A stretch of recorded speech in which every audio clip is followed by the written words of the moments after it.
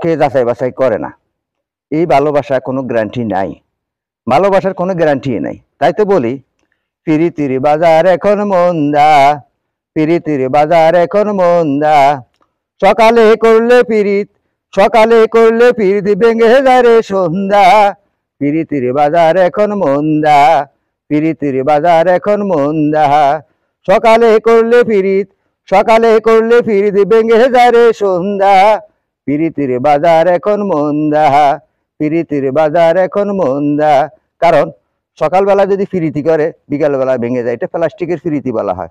তাই ভালোবাসা, প্রেম ভালোবাসা করতে আগে যাচাই বাছাই করতে হবে, তার বাড়ি কোথায়, ঘর কোথায়, সে কি করে, তার জায়গা সম্পদ আছে কিনা।